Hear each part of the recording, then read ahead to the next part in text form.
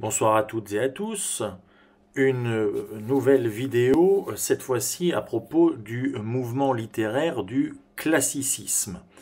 Alors, en parlant du classicisme, je pense tout particulièrement à mes élèves de seconde qui démarrent l'étude de la pièce de Racine Andromaque, mais je pense également à mes élèves de première qui, normalement, si tout se passe bien, devrait étudier La Princesse de Clèves et qui, pour certains, c'est pas le cas des miens, mais peuvent étudier Phèdre de Racine en œuvre complète dans les nouveaux programmes ou même les Fables de La Fontaine. Là aussi, c'est pas le cas des miens, mais Molière ou évidemment La Princesse de Clèves de Madame de Lafayette, on rattache ces œuvres au mouvement du classicisme. Alors, vous trouverez une abondance des gigas et des gigaoctets sur Internet de documents vous parlant du classicisme. Tout bon manuel de lycée, par exemple celui-ci, Weblettres, le Robert, ou d'autres, a des pages entières sur le classicisme. Il n'y a pas de problème, d'accord? On vous rappelle, mais avec des mots pour ceux qui ont une mémoire auditive ou pour mes élèves qui sont déjà fort maris de ne pas me voir régulièrement râler et vitupérer. Eh bien, je fais cette petite vidéo. Alors, le classicisme, c'est un mouvement littéraire du XVIIe siècle. Globalement, c'est le mouvement littéraire du règne de ce roi, hop, Louis XIV, le roi Soleil. Voilà, moyen technique de très très haut niveau, c'est Hollywood. En gros, 1650-1700, voilà. On est après le baroque. Le classicisme est une réaction au mouvement baroque. Vous voulez une définition du classicisme? Je vous l'ai déjà dit en classe, le classicisme, c'est Versailles. Vous regardez la façade de Versailles, c'est symétrique. Il y a des règles, les jardins à la française, le canal, les perspectives, tout ça, c'est droit, c'est rectiligne, c'est bien taillé. Le classicisme, ça a pour but de montrer la magnificence du roi de France, le plus grand roi, le roi Soleil, monarchie absolue de droit divin, d'accord, un pouvoir extraordinaire, le plus grand roi, donc tout a pour but, quelque part, de magnifier ce règne. D'accord? Alors, dans le classicisme, on trouve des auteurs comme Racine. Donc ça, c'est pour mes secondes, Andromaque. Pour des premières qui me regarderaient, mais que je n'aurais pas comme élève, il y a Phèdre au programme. Ça, c'est le classicisme. La Princesse de Clèves, Madame de Lafayette, œuvre au programme des premières générales et premières technologiques, c'est le classicisme. On est dans les années 1678, Phèdre 1677. La Fontaine, les Fables, autre recueil qui est au programme de ce bac 2020. Je sais que certains au Fontenelle le font avec une de mes collègues, c'est pas mon cas, mais en tout cas, ça aussi, c'est le classicisme.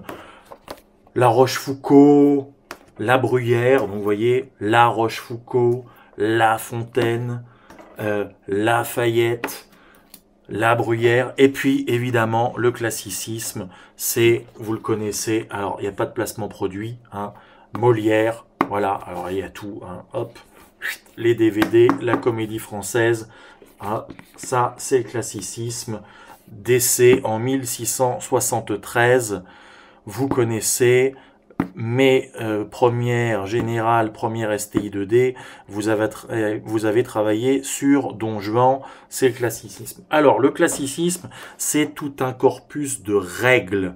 Si on est au théâtre, d'accord, on va en citer 5 principales définies par Nicolas Boileau, à savoir la bienséance, pas de sang, pas de violence, pas de bisous, pas de trop plein d'émotions sur scène. Il faut que ça soit bienséant, on se comporte bien. La vraisemblance, il faut que ça soit vraisemblable. Alors par exemple, pour les élèves qui étudient Phèdre de Racine, à la fin de Phèdre, il y a un monstre marin envoyé par Poséidon qui effraie Hippolyte, enfin surtout les chevaux d'Hippolyte, et Hippolyte se trouve complètement fracassé contre les rochers. Ça, c'est vraisemblable. Le public de 1677 sait bien qu'il n'y aura pas de monstre marin envoyé par Poséidon, mais c'est vraisemblable dans la mesure où ça correspond au mythe. Voilà, la vraisemblance, ça ne veut pas dire que c'est totalement réaliste. Là, on est sur quelque chose du 19e siècle. Il faut que ça soit semblable à ce qu'on connaît de la vérité du mythe. Donc, la vraisemblance, ça marche. En revanche, si c'est pour faire venir des fantômes, comme à l'époque de Shakespeare dans Hamlet, avec le père d'Hamlet sur les remparts, ça, c'est pas vraisemblable. Ça n'existe pas dans le classicisme. Donc, bienséance, vraisemblance, et puis ce que vous connaissez souvent depuis le collège, la fameuse règle des 3 unités, une seule action, en une journée, dans un seul endroit.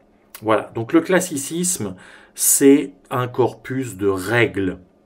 C'est très cadré, c'est encadré.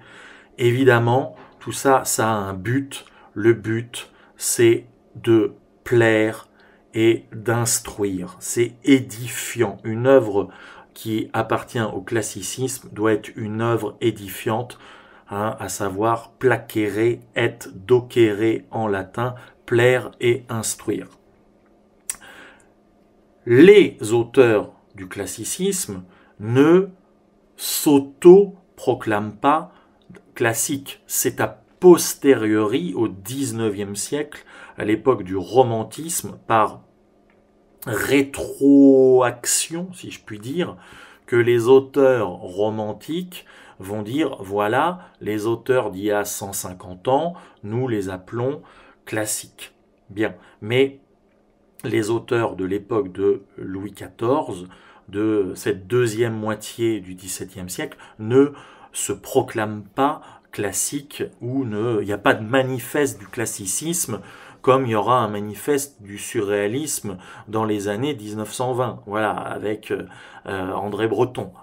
Il n'y a pas ça. Bon, l'influence principale des auteurs classiques, c'est l'Antiquité, la tradition antique. Par exemple, La Fontaine, il s'inspire des fables d'Ésope. Je ne l'ai pas sorti, mais La Bruyère, ça c'est La Rochefoucauld, mais La Bruyère s'inspire des caractères de Théophraste. Racine, bien évidemment, Phèdre, c'est l'Antiquité, la mythologie. Andromaque, pour Mesgonde, c'est la mythologie. Iphigénie, idem. Britannicus, c'est avec Néron. On est à Rome au 1er siècle. Même Molière va s'inspirer de Plaute ou d'autres auteurs de l'Antiquité. Pour le classicisme, la littérature et l'art antique est vraiment un summum, un modèle à suivre, à imiter, une voie, voilà, si je puis dire. Alors, dans une autre vidéo, je parlerai de la querelle des anciens et des modernes, rapidement, mais voilà pour le classicisme. Ce qu'il faut que vous reteniez, le classicisme, c'est beaucoup de règles, énormément de règles, magnifier la grandeur culturelle du roi, d'accord. Le classicisme touche l'architecture, on le voit à Versailles, touche la peinture avec la peinture de, par exemple, de Hyacinthe Rigaud, que je vous ai montré là avec Louis XIV, touche bien évidemment la littérature dans tous les domaines, le théâtre, des formes brèves, du roman, de l'apologue avec des fables, de la comédie, de la tragédie au théâtre, voilà, de la musique, de la peinture, de la sculpture, de l'architecture, toutes les formes d'art. Et la mission du classicisme, c'est de plaire et instruire. Il faut que l'art donne, entre guillemets, une leçon. Vous savez, chez Molière, on l'a un petit peu rappelé, il s'agit de corriger les mœurs par le rire, castigat ridendo mores. Faut s'amuser, faut que ça soit drôle, certes, mais il y a une leçon de morale derrière. Et dans le théâtre, dans la tragédie, quand je dis théâtre, c'est la tragédie parce que j'ai Andromaque en tête, bien évidemment, il faut que les œuvres soient édifiantes moralement. Voilà, une volonté de leçon de morale.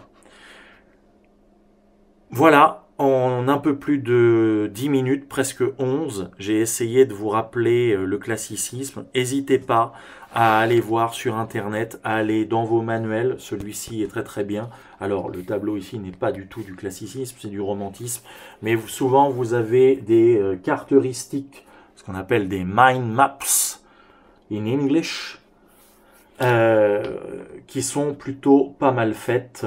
Voilà, et surtout, si vous voulez vraiment avoir une clé pour retenir ce qu'est le classicisme, pensez Versailles, Versailles, l'architecture, la symétrie.